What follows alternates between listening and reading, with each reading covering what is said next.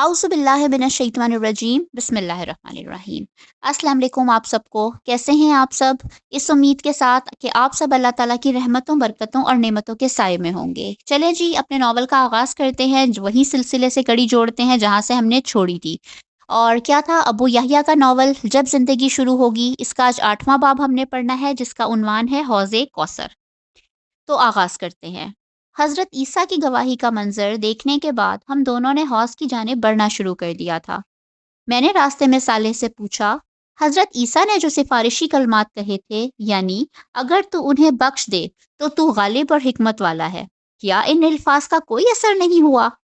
तुमने जवाब में अल्लाह ताला की बात नहीं सुनी थी कि आज सच्चों को इनकी सच्चाई ही नफ़ा पहुंचाएगी? हाँ, सुनी, मगर इससे तो बज़ाहिर ये लगता है कि इनकी सिफ़ारिश कबूल नहीं हुई। नहीं, ऐसा नहीं हुआ। अल्लाह ताला ने अपना कानून वाज़े कर दिया है। कानून ये है कि पैगंबर की लाई हुई तालीम को सच तस्लीम करना और अपने अमल से इसकी तस्दीक करना कामयाबी और निजात की बुनियाद शर्त है। अल्लाह ताला की इस बात का मतलब ये था कि जिस किसी ने ये बुनियादी शर्त पूरी कर दी, इसके साथ अल्लाह ताला अब दरगुजर का मामला करेंगे। यानी जो गलतियां ऐसे लोगों से होती रहीं और उन्होंने इन पर तौबा और इस्लाह नहीं की, इन पर अल्लाह ताला अपनी रहमत से गिरफ्त नहीं कर रहे। हर नबी अपनी उम्मत की इसी तरह दबे लफ्ज़ों में सिफारिश कर रहा है और करेगा, मगर इसके नतीजे में सड़े दस्त सिर्फ इतनी ही रियायत मिल रही है। इस वक्त कोताहियाँ माफ़ हो रही हैं, जराइम नहीं। और ये कोताहियाँ जिन्हें मामूली समझकर तौबा नहीं की गई थी, बहरहाल इसी तरह की ख्वारी का सबब बनी हैं, जो तुम्हारी बेटी लैला को उठानी पड़ी थी। बाकी जिन लोगों ने हमा वक्त ईमान व अमले सालेह और तौबा और इस्लाह का मुस्तकिल रवैया इख्तियार किए रखा, वो तो अव्वल वक्त ही से आफियत में हैं। और जिन लोगों ने मुस्तकिल नाफरमानी और बड़े गुनाहों की राह इख्तियार की, वो इस वक्त बदतरीन सख्ती का शिकार हैं। ये गुफ्तगू करते हुए हम एक ऐसी जगह आ गए जहाँ फरिश्ते लोगों को आगे बढ़ने से रोक रहे थे। साले मेरा हाथ थामे इनके करीब चला गया। इसे देखते ही फरिश्तों ने रास्ता छोड़ दिया। हम जरा दूर चले तो एक झील सी नजर आने लगी। इसे देखते ही साले बोला, यही हौज़े कौसर है। मैंने कहा, मगर यहाँ रसूलुल्लाह सल्लल्लाहु अलैहि वसल्लम तो नहीं। वो आगे की तरफ हैं, हम दूसरी सिम से दाखिल हुए हैं। मैं तुम्हें इसका तफसीली मुशाहिदा कराना चाह रहा था, इसीलिए यहाँ से लाया हूँ। साले की बात पर मैंने गौर किया तो मालूम हुआ कि ये आम मायनों में कोई हौज नहीं है। मैंने कदरे ताज्जुब के साथ साले से कहा, यार ये तो झील बल्कि शायद समंदर जितना बड़ा है, जिसका दूसरा किनारा मुझे नजर ही नहीं आ रहा। हाँ, ये ऐसा ही है। तुम देख नहीं रहे कि कितने सारे लोग इसके किनारे खड़े पानी पी रहे हैं? अगर कोई छोटा मोटा हौज हो तो फौरन ही खाली हो जाएगा। इसने ठीक कहा था। यहाँ हर जगह बहुत सारे लोग मौजूद थे। वैसे पिछली दुनिया में भी रसूलुल्लाह सल्लल्लाहु अलैहि वसल्लम के इरशादात से मुझे अंदाज़ा था कि ये आम सा हौज़ नहीं होगा, बल्कि कोई समंदर होगा। बल्कि हजूर सल्लल्लाहु अलैहि वसल्लम के इरशादात से मुझे ख्याल होता था कि ये वही जगह है जहाँ पिछली दुनिया में अरब और अफ्रीका को जुदा करने वाला बहीरा अहमर रेड सी बहता था। मैंने अपने इस अंदाजे का इजहार साले से किया तो वो बोला, बड़ी हद तक ये अंदाज़ा ठीक है। ज़मीन फैल कर गर्चा बहुत बड़ी हो चुकी है, मगर ये कमोबेश वही जगह है। इसका मतलब है कि मैदान हशर सरजमीन अरब में बर्पा हो रहा है। हाँ, तुम्हारे अंदाजे ठीक हैं। मैं खामोशी से सोचने लगा कि कैसा वक्त था वो जब दुनिया आबाद थी। लोग इस वक्त दुनिया के हंगामों में गुम थे। काश इन्हें अंदाज़ा हो जाता कि असल दुनिया तो मौत के बाद शुरू होने वाली है। अल्लाह ताला ने अपने अंबिया को भेजकर पिछली दुनिया में तरह तरह से लोगों को समझाया, मगर लोग मानकर ही नहीं दिए। फिर अल्लाह ताला ने इन अंबिया में से कुछ को मनसब रिसालत पर फाइज कर दिया। ये रसूल न सिर्फ लोगों को सही रास्ते की तरफ बुलाते, बल्कि इससे एक कदम आगे बढ़कर लोगों को मुतनब्बा कर देते कि इनकी बात नहीं मानी गई तो अल्लाह ताला क़यामत से कबल ही इस कौम पर अपना अजाब भेज देगा, जिससे सिर्फ मानने वाले बच जाएंगे। चुनाचे कौम नूह, आद, समूद, कौम लूत, कौम शुएब, आले फिरौन और खुद कुरैश मक्का के साथ भी यही हुआ। इन अक़वाम के रसूलों ने इन्हें अल्लाह के अजाब से डराया, मगर जब वो ना माने तो क़यामत से कबल ही दुनिया में इन्हें अजाब दे दिया गया। कौम नूह और आले फिरौन को पानी में डुबोकर, आद को तंतो तेज आंधी से, कौम समूद और कौम शुएब को एक कड़क से, कौम लूत को पत्थर वाली हवा से और कुफ़ारे मक्का को मोमिनों की तलवारों से ख़त्म किया गया था। اور اہل ایمان کو بچا کر زمین کا اقتدار انہیں دے دیا گیا تھا۔ خاص کر کفار مکہ اور حضور کا معاملہ تو تاریخ کی روشنی میں ہوا اور قرآن میں اس کا ریکارڈ محفوظ کر دیا گیا۔ اور کسے معلوم نہیں تھا کہ صحابہ کرام کو کس طرح چند برسوں میں دنیا کا حکمران بنا دیا گیا۔ یوں اخروی سزا اور جزا کا ایک دینوی نمونہ اس طرح قائم کیا گیا کہ کوئی شخص بھی اس کا انکار کرنے کی طاقت نہیں رکھتا۔ پھر بھی لوگوں نے اس دن کی تیاری نہیں کی۔ سب سے بڑھ کر اسی مڈل ایسٹ کے علاقے میں جہاں آج حشر برپا ہے، 4000 برس تک آل ابراہیم کی شکل میں ایک قوم کے ساتھ مستقل سزا جزا کا معاملہ کیا گیا۔ اولاد ابراہیم کی دو شاخوں یعنی بنی اسماعیل اور بنی اسرائیل کے ساتھ اللہ کا قانون یہ رہا کہ اگر وہ فرما برداری کرتے تو خدا کی رحمت انہیں دنیا میں نوازتی، اور نافرمانی کرتے تو دنیا میں قوی حیثیت میں سزا پاتے۔ اگر نافرمانی کرتے تو دنیا میں قومی حیثیت میں سزا پاتے۔ بنی اسرائیل کو اپنی تاریخ میں اپنے جرائم کی پاداش میں 2 دفعہ عظیم تباہیوں کا سامنا بطور سزا کرنا پڑا۔ ایک دفعہ عراق کے بادشاہ بخت نصر کے ہاتھوں اور دوسری دفعہ رومی جرنیل ٹائٹس کے ہاتھوں۔ ان پر تباہی نازل کی گئی۔ اسی طرح امت مسلمہ کو بھی ان کے جرائم کی بنا پر 2 دفعہ بڑے پیمانے پر سزا دی گئی۔ ایک دفعہ تاتاریوں کے ہاتھوں اور دوسری دفعہ یورپی اقوام کے ہاتھوں۔ انہیں تباہی اور غلامی کی ذلت کا سامنا کرنا پڑا۔ اس سزا کے ساتھ جب کبھی وہ توبہ اور رجوع کرتے تو ان پر حکومت اور انعامات کے دروازے کھل جاتے۔ اس کی ایک مثال وہ تھی جب تاتاریوں کے ہاتھوں مکمل تباہی کے بعد مسلمانوں نے ان تک اسلام کا پیغام پہنچایا تو تھوڑے ہی عرصے میں برباد شدہ مسلمان دوبارہ دنیا کی عظیم سپر پاور بن گئے۔ مگر افسوس کہ لوگوں نے سزا و جزا کے اس کھلے ہوئے معاملے کو دیکھ کر بھی قیامت کی سزا و جزا کی حقانیت کو سنجیدگی سے نہیں لیا۔ بے اختیار میرے منہ سے ایک ٹھنڈی آہ نکلی اور میں نے کہا، میرے رب، تو نے تو سمجھانے میں کوئی کسر نہیں چھوڑی، مگر انسان بڑی ہی ڈھیٹ مخلوق تھا، اسی لیے اسے آج کا یہ تلخ دن دیکھنا پڑ رہا ہے۔ سالے نے میرا جملہ سن کر لمحہ بھر کے لیے مجھے دیکھا اور بولا، نہیں، ہر انسان ایسا نہیں تھا۔ دیکھ لو تمہارے ارد گرد حوض کوثر پر کتنے سارے لوگ ہیں۔ میں نے اس بات میں سر ہلایا مگر کچھ بولا نہیں۔ وجہ صاف ظاہر تھی۔ سالے یہاں موجود لوگوں کو دیکھ رہا تھا اور میں باہر حشر میں موجود لوگوں کے خیال میں تھا، جن میں میرا اپنا بیٹا جمشید بھی شامل تھا۔ میں میدان حشر میں اس کی تلاش میں لوٹا تھا، مگر حضرت عیسیٰ کی گواہی کا منظر دیکھ کر میرا حوصلہ جواب دے چکا تھا، اسی لیے سرے دست اس کا معاملہ میں نے خدا پر چھوڑنے کا فیصلہ کر لیا تھا۔ ہم آگے بڑھ رہے تھے اور ایک جگہ پہنچ کر سالے نے مجھ سے کہا، چلو اب کوثر کے VIP لاؤنج میں چلتے ہیں۔ میں نے اس کی بات پر کوئی خاص تبصرہ نہیں کیا، مگر مجھے اندازہ تھا کہ سالے کیا کہہ رہا ہے، تاہم اس نے اپنی بات کی وضاحت خود ہی کر دی۔ آخرت کی کامیابی حاصل کرنے والوں کے 2 درجات ہیں، ایک وہ جنہوں نے دین کو فرائض و واجبات کے درجے میں اختیار کیا، بندوں اور خالق کے حقوق ادا کیے اور خدا کے ہر حکم کی پابندی کی، یہی لوگ جنت کی کامیابیاں حاصل کرنے والے ہیں۔ ان میں سے کچھ لوگ وہ تھے جنہوں نے فرائض سے بڑھ کر قربانی کے مقام پر دین کو اختیار کیا، بدترین حالات اور مشکل ترین مواقع پر صبر و استقامت کا ثبوت دیا، نیکی اور خیر کے ہر کام میں سبقت اختیار کی، ہر حال میں حق کو اختیار کیا اور اس کے لیے ہر قیمت دی، خدا کے دین کی نصرت، اس کی نفل عبادت، اس کے بندوں پر خرچ اور ان کی خدمت کو اپنی زندگی بنا لیا۔ یہی وہ لوگ ہیں جو آج آخرت کے دن VIPs میں شامل کیے جائیں گے۔ ان کی نعمتیں، ان کے درجات، خدا سے ان کا قرب اور ان کا مقام و مرتبہ، ہر چیز عام جنتیوں سے کہیں زیادہ ہے۔ یہ ایسا ہی ہے جیسے دنیا میں ہر معاشرے میں ایک عوام الناس کی کلاس ہوتی ہے اور ایک اشرافیہ یعنی ایلیٹ اور ایک ہائی جنٹری ہوا کرتی ہے۔ آج قیامت کے دن یہی ہو رہا ہے۔ کامیاب عوام الناس کو میدان حشر کی سختی سے بچا کر حوض کوثر کے پرفضا علاقے میں ٹھہرایا گیا ہے، اور جنت میں بھی انہیں اچھی جگہ مل جائے گی۔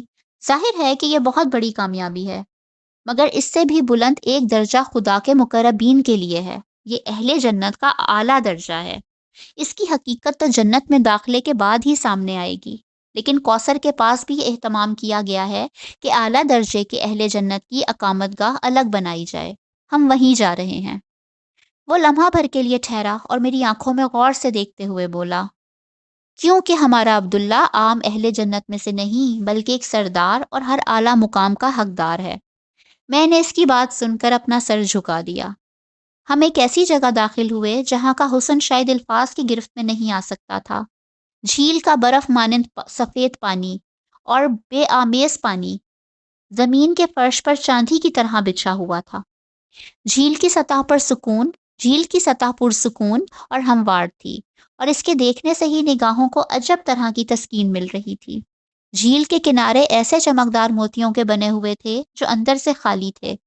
کنارے کے پاس انتہائی دبیز اور ملائم قالین بچھے ہوئے تھے، جن پر چلتے ہوئے تلووں کو ناقابل یقین راحت مل رہی تھی۔ ان پر شاہانہ اور آرام دہ نشستیں موجود تھیں۔ شیشے سے زیادہ شفاف میزوں پر سونے اور چاندیوں کے گلاس ستاروں کی مانند جگمگا رہے تھے۔ جھیل سے ایسی مہک اٹھ رہی تھی جس سے مشام جان معطر ہو کر رہ گئے۔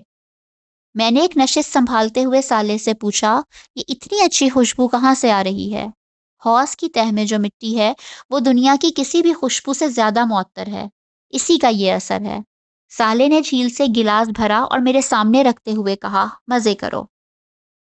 میں نے ایک گھونٹ لیا۔ دنیا میں نے اس کی صرف تشبیہات سنی تھی، دودھ، شہد وغیرہ، مگر یہ ان سب سے کہیں زیادہ بہتر مشروب تھا۔ گرچہ میں پہلے ہی جام کوثر پی چکا تھا، مگر اس ماحول میں پینے کا مزہ ہی کچھ اور تھا۔ باہر محشر میں سخت اور چلچلاتی دھوپ تھی، مگر یہاں شام کے جھٹپٹے کا منظر تھا۔ ٹھنڈی خنک اور سبک ہوا چل رہی تھی، بالکل سورج ڈوبنے سے پہلے کا سما محسوس ہوتا تھا۔ سفید آسمان پر شفق کی سی لالی چھائی ہوئی تھی۔ یہ شفق کہیں گہری سرخ تھی، کہیں نارنجی اور کہیں زرد۔ آسمان کے یہ رنگ جھیل کے سفید پانی پر اپنا رقص یوں پھیلائے ہوئے تھے کہ گویا کوئی گوری چٹی دوشیزہ سر پر رنگ برنگا دوپٹہ پھیلائے ہوئے ہو۔ بلا شبہ یہ ایک انتہائی دلکش اور خوبصورت منظر تھا۔ میں نے اپنے ارد گرد نظر ڈالی۔ مجھے یہ بالکل کسی پکنک پوائنٹ کا منظر لگ رہا تھا۔ لوگ ٹولیوں میں تنہا تنہا اور اپنے اہل خانہ کے ہمراہ اس جھیل یا حوض کے کنارے کھڑے اور بیٹھے آپس میں خوش گپیاں کر رہے تھے۔ سب لوگ بے حد خوش اور مسرور نظر آتے تھے۔ ان کے چہروں پر پھیلا سکون و اطمینان یہ بتانے کے لیے کافی تھا کہ ان لوگوں نے پالا مار لیا ہے۔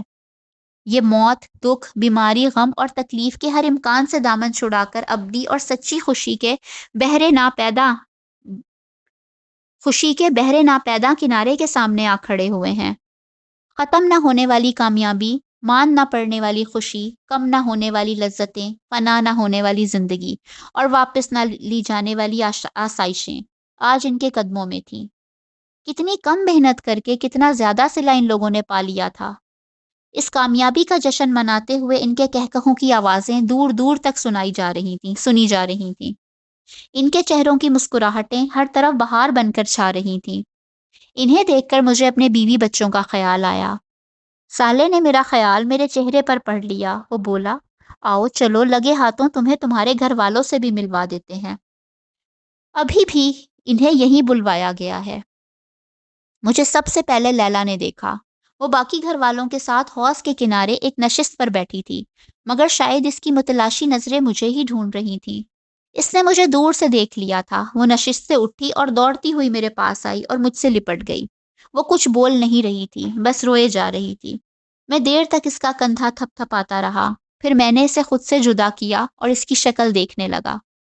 میں نے آخری دفعہ جب اسے میدان حشر میں دیکھا تھا تو وہاں وہ بہت بدحال تھی، مگر اب میری بیٹی پریوں کی مانند حسین لگ رہی تھی۔ اسے یوں دیکھ کر میں نے بے اختیار اللہ تعالیٰ کی اس رحمت کا شکر ادا کیا جس کی بنا پر وہ آج مجھ سے آ ملی تھی۔ میں نے اس سے کہا، لیلا، مصیبت اور تکلیف کے دن ختم، اب خوشی اور راحت ہمیشہ تمہارا مقدر رہے گی۔ اتنے میں باقی لوگ بھی میرے پاس آ چکے تھے۔ میری دیگر دو بیٹیاں عارفہ اور عالیہ دونوں ہمیشہ کی طرح خوبصورت لگ رہی تھیں، جبکہ میرا چھوٹا بیٹا انور اپنی ماں کا ہاتھ پکڑے کھڑا تھا۔ میں نے اپنے سارے بچوں کو گلے لگایا اور پھر ان سے کہنے لگا، میرے بچوں، مجھے تم پر فخر ہے۔ تم نے دنیا کی رنگینیوں پر اپنے رب کے وعدوں کو ترجیح دی۔ تم نے حقیر دنیا کے عارضی فائدوں کو چھوڑ کر ہمیشہ کی زندگی کا انتخاب کر لیا۔ آج تمہاری ابدی کامیابی کا دن ہے۔ آؤ اس دن کی کامیابی کا آغاز جام کوثر ایک ساتھ پی کر کریں۔ یہ کہتے ہوئے میں قریبی موجود ایک نشست پر بیٹھ گیا۔ باقی لوگ بھی میرے ارد گرد بیٹھ گئے۔ میں نے بیٹھتے ہی لیلا سے کہا، لیلا بیٹا، میں پہلے تمہاری رودات سننا چاہتا ہوں، مگر پہلے انور، عالیہ، عارفہ، تم بتاؤ، تم لوگ خیریت سے اپنی ماں تک پہنچ گئے تھے؟ تینوں نے ایک ہی جواب دیا کہ وہ اول وقت ہی سے محفوظ تھے اور مختلف فرشتوں نے روز حشر کے آغاز ہی پر انہیں بحفاظت عرش کے سائے تلے پہنچا دیا تھا۔ اس کے بعد لیلا بولی، ابو، میں نے بہت مشکل وقت دیکھا ہے۔ میں سور کی آواز سن کر جب قبر سے نکلی تو عجیب وحشت کا عالم تھا۔ سب لوگ ایک ہی سمت بھاگے جا رہے تھے۔ اس وقت کسی کے جسم پر بھی کپڑے نہیں تھے، مگر خوف، دہشت اور پریشانی کا عالم یہ تھا کہ کوئی کسی کو نہ دیکھ رہا تھا اور نہ کسی کو اپنی بے حجابی کی پرواہ تھی۔ میں نے آپ سب لوگوں کو بہت تلاش کیا، مگر آپ لوگوں کا کوئی اتا پتہ نہ تھا۔ لاچار ہو کر میں بھی اس سمت دوڑنے لگی جس سمت سب لوگ بھاگے جا رہے تھے۔ خبر نہیں اس حال میں مجھے چلتے چلتے کتنا وقت گزر گیا۔ لگتا تھا کہ ہر کسی کو ایک منزل پر پہنچنے کا جنون سوار ہے۔ لوگ دہشت زدہ تھے، پریشان تھے، مگر مجبور تھے، ایک ہی سمت بھاگتے جا رہے تھے۔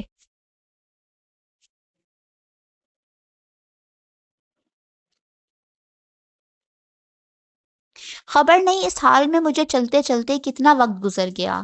لگتا تھا کہ ہر کسی کو ایک منزل پر پہنچنے کا جنون سوار ہے۔ لوگ دہشت زدہ تھے، پریشان تھے، مگر مجبور تھے کہ ایک ہی سمت بھاگتے چلے جائیں۔ میں نے اس کی بات کاٹ کر کہا، یہ سورہ اسرافیل کا اثر تھا کہ ہر شخص میدان حشر کی طرف دوڑنے پر خود کو مجبور پاتا تھا۔ لوگ دنیا کے کسی حصے میں بھی تھے، مگر سب کا رخ ایک ہی سمت کر دیا گیا تھا۔ جی ہاں ابو، آپ ٹھیک کہہ رہے ہیں، سب لوگ ایک ہی سمت میں جا رہے تھے۔ چلتے چلتے میرے پاؤں میں چھالے پڑ گئے، ان سے خون نکلنے لگا، تھکن سے جسم ٹوٹ رہا تھا، مگر اندر کوئی چیز تھی جو رکنے نہیں دے رہی تھی۔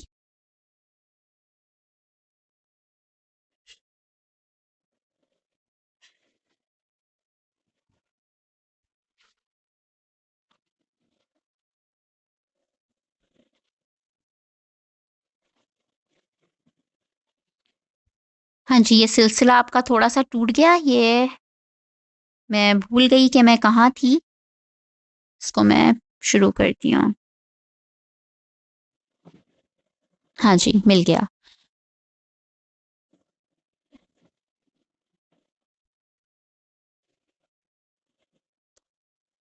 خبر نہیں اس حال میں مجھے چلتے چلتے کتنا وقت گزر گیا۔ لگتا تھا کہ ہر کسی کو ایک منزل پر پہنچنے کا جنون سوار ہے۔ لوگ دہشت زدہ تھے، پریشان تھے، مگر مجبور تھے کہ ایک ہی سمت بھاگتے چلے جائیں۔ میں نے اس کی بات کاٹ کر کہا، یہ سورہ اسرافیل کا اثر تھا کہ ہر شخص میدان حشر کی طرف دوڑنے پر خود کو مجبور پاتا تھا۔ لوگ دنیا کے کسی بھی حصے میں تھے، سب کا رخ ایک ہی سمت کر دیا گیا تھا۔ جی ہاں ابو، آپ ٹھیک کہہ رہے ہیں، سب لوگ ایک ہی سمت میں جا رہے تھے۔ چلتے چلتے میرے پاؤں میں چھالے پڑ گئے، ان سے خون نکلنے لگا، تھکن سے جسم ٹوٹ رہا تھا، مگر اندر کوئی چیز تھی جو رکنے نہیں دیتی تھی۔ پیاس کے مارے حالت خراب تھی، مگر پانی کا ایک قطرہ تک کہیں نہ ملا۔ بلا کی گرمی تھی، مگر کہیں کوئی درخت اور سایہ نہ تھا۔ ابو، سارے راستے سوائے چٹیل میدان کے کچھ نہیں ملا۔ پہاڑ، دریا، سمندر، درخت، کھائی، غرض نہ کوئی نشیب تھا نہ فراز۔ کیا بتاؤں کیسا اذیت ناک سفر تھا۔ دنیا ہوتی تو میں تھک کر گر جاتی، مر جاتی، مگر یہاں تو نہ گرنا نصیب میں تھا نہ مرنا، نہ چار دوڑتی رہی۔ پھر کیا ہوا؟ انور نے تعصف آمیز لہجے میں دریافت کیا۔ اسی طرح چلتے چلتے نہ جانے کتنے عرصے میں میدان حشر تک آ پہنچی، مگر یہاں ایک دوسری مصیبت انتظار کر رہی تھی۔ ہر جگہ عجیب خوفناک فرشتے گھوم رہے تھے۔ ان کی شکل دیکھ کر ہی ڈر لگ رہا تھا۔ میرے ساتھ تو انہوں نے کچھ نہیں کیا، مگر دوسروں کو وہ بے دردی سے مار رہے تھے، مگر مار پیٹ کا یہ منظر دیکھ کر ہی میری جان نکلی جا رہی تھی۔ آسماں تمہیں کہاں ملی؟ میں نے دریافت کیا۔ وہ بھی میدان حشر میں مجھے ایک جگہ روتی بھی لگتی مل گئی۔ اب وہ بڑے ناز و نام میں پلی ہوئی لڑکی تھی۔ اس کی حالت دیکھ کر تو میں اپنی پریشانی بھول گئی۔ اس کے بعد ہم دونوں ساتھ ساتھ رہے اور کچھ حوصلہ بلند ہوا، مگر آپ سے ملنے کے بعد اس کا حوصلہ اور نجات کی امید بالکل دم توڑ گئی۔ عالیہ نے پوچھا، آخری دفعہ وہ تمہیں کہاں ملی تھی؟ جب سجدے کا حکم ہوا تو میں سجدے میں چلی گئی۔ اس وقت وہ میرے برابر میں تھی، مگر وہ سجدے میں نہیں جا سکی۔ وہ دنیا میں ہمیشہ یہی کہتی تھی کہ اللہ کو ہماری عبادت، ہماری نماز کی کوئی ضرورت نہیں۔ اگر ہے بھی تو وہ بہت معاف کرنے والا ہے، وہ ہمیں معاف کر دے گا۔ وہ روزہ یہ کہہ کر چھوڑتی تھی کہ میری خوبصورت جلد خراب ہو جائے گی۔ تم سجدے سے اٹھی تو وہ کہاں تھی؟ عارفہ نے پوچھا۔ وہ میرے برابر ہی میں تھی، مگر جب اللہ تعالیٰ نے حکم دیا کہ ہر 1000 میں سے 999 لوگوں کو الگ کیا جائے تو فرشتے اسے گھسیٹتے ہوئے میرے پاس سے لے گئے۔ پھر مجھے حساب کتاب کے لیے اللہ کے حضور پیش کر دیا گیا۔ وہاں کیا ہوا؟ اس دفعہ نائمہ نے دریافت کیا۔ مجھے تو لگ رہا تھا کہ اب اللہ تعالیٰ میرا نامہ اعمال میرے بائیں ہاتھ میں پکڑا کر مجھے عذاب کے فرشتوں کے حوالے کر دیں گے، مگر میں قربان جاؤں اپنے رب کی رحمت کے، اس نے بڑا کرم کیا۔ مجھ سے ایمان، عبادت کے متعلق سوالات ہوئے۔ میں نے بتا دیا کہ میں ہر بات پر ایمان رکھتی تھی اور ساری عبادات بھی کرتی تھی۔ پھر موٹے موٹے اخلاقی معاملات، صلہ رحمی اور حقوق العباد کا سوال ہوا۔ میں نے ان کا بھی جواب دے دیا۔ اس کے بعد مجھے یہ اندیشہ ہوا کہ اللہ تعالیٰ عام زندگی میں کی جانے والی نافرمانیوں اور گناہ سے متعلق متعین سوال نہ کر لیں، لیکن اس کے بعد انہوں نے مجھ سے کوئی سوال نہیں کیا۔ اس پر میں نے کہا، لیلا بیٹا، اگر اللہ تعالیٰ تم سے اگلا سوال کر لیتے تو تم ماری جاتی۔ وہ جس کو معاف کرنے کا فیصلہ کر دیتے ہیں، اس سے کوئی ایسا سوال نہیں کرتے جس کا ثواب نفی میں آنا یقینی ہو۔ یہ کام صرف ان لوگوں کے ساتھ ہوتا ہے جن کو پکڑنا مقصود ہوتا ہے۔ انہوں نے تم سے صرف وہ پوچھا جس کا صحیح جواب تمہارے نامہ اعمال میں موجود تھا۔ باقی تمہارے گناہ گرچہ نامہ اعمال میں موجود تھے، مگر انہوں نے جان بوجھ کر نظر انداز کر دیے۔ ہاں ابو، انہوں نے ایک بات مجھ سے آخر میں کہی تھی، اور وہ یہ کہ تم عبداللہ کی بیٹی ہو، تمہیں تو اس کے ساتھ ہی ہونا چاہیے۔ اس کے بعد انہوں نے فرشتوں سے کہا کہ اس کا نامہ اعمال دائیں ہاتھ میں دے کر اس کو اس کے گھر والوں کے پاس بھیج دو۔ اس وقت میری خوشی کا جو عالم تھا میں اسے بیان نہیں کر سکتی۔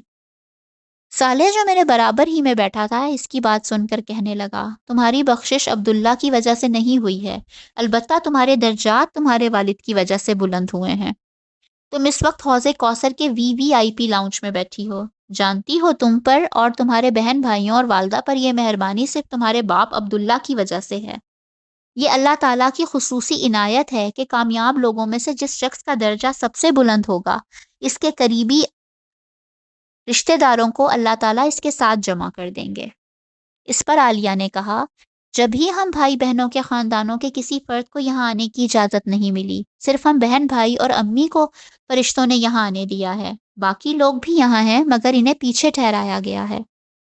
یہ سن کر نائمہ کے چہرے پر کرب کے گہرے آثار طاری ہو گئے۔ اس کے اندر کی ماں بولی، سوائے جمشید کے۔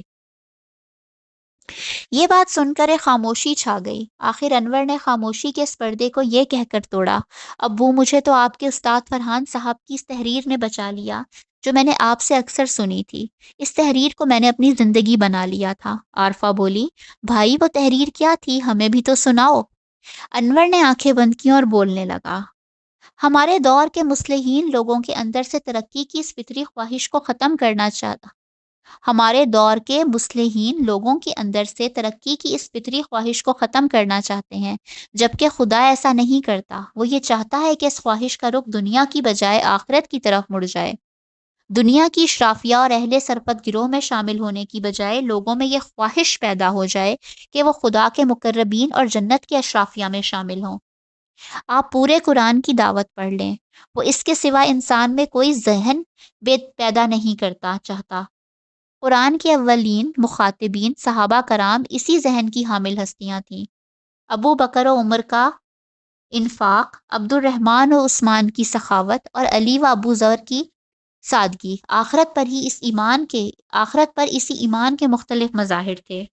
آخرت پر ایمان آدمی میں جو تبدیلی لاتا ہے، اسے سمجھنے کے لیے قرآن کی اس آیت کو ملاحظہ فرمائیں۔ تم لوگوں کو جو کچھ بھی دیا گیا ہے وہ محض دنیا کی زندگی کا سامان اور اس کی زینت ہے، اور جو کچھ اللہ کے پاس ہے وہ اس سے بہتر اور باقی تر ہے۔ کیا تم لوگ عقل سے کام نہیں لیتے؟ بھلا وہ شخص جس سے ہم نے اچھا وعدہ کیا ہو اور اسے وہ پانے والا ہو، کبھی اس شخص کی طرح ہو سکتا ہے جسے ہم نے صرف حیات دنیا کا سر و سامان دے دیا ہو اور پھر وہ قیامت کے دن سزا کے لیے پیش کیا جانے والا ہو؟ سورۃ القصص۔ آپ اندازہ کریں کہ جس شخص کے دل میں صرف اس ایک آیت پر پکا یقین ہو تو اس کی زندگی کس طرح گزرے گی۔ ایسا شخص مال کماتے وقت خدا کی اس نافرمانی کا خطرہ مول نہیں لے سکتا جس کا نتیجہ جہنم کی آگ ہے۔ اس کے مال کا بہترین مصرف اپنی ضروریات پوری کر کے آخرت کی ابدی اور زیادہ بہتر زندگی کی آرائش و زیبائش ہوگی۔ وہ دنیا میں کسی بھی نعمت کے حصول کے لیے آخرت کو کبھی خطرے میں نہیں ڈالے گا۔ وہ دنیا کے گھر سے پہلے آخرت کے گھر کی فکر کرے گا اور دنیا کی گاڑی سے پہلے آخرت کی سواری کی سوچے گا۔ اخلاق باختہ عورتوں کے عریاں اور نیم عریاں وجود پر نظر ڈالنے کے وقتی لذت کے لیے وہ ان حوروں سے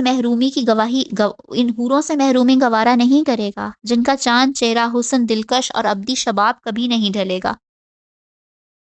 گھر والوں کی ضروریات اور خواہشات اسے کبھی کسی ایسے راستے پر نہیں لے جا سکتی جو آخر کار جہنم کی دہلیز تک جاتا ہو۔ بیوی بچوں سے اس کی محبت اسے مجبور کرے گی کہ وہ انہیں بھی جنت کے راستوں کا مسافر بنائے، ان کی تربیت کرے، انہیں وقت دے، انہیں بتائے کہ جینا تو صرف آخرت کا جینا ہے، کامیابی تو صرف جنت کی کامیابی ہے۔ یہ دنیا دھوکے کی یہ دنیا دھوکے کی ٹٹی کے سوا کچھ نہیں، جہاں ہم سے پہلے بھی بے گنتی لوگوں کا امتحان ہوا اور ہمارا بھی امتحان ہو رہا ہے۔ چند برسوں کی بات ہے، نہ ہم رہیں گے نہ امتحان کے یہ صبر آزما لمحے۔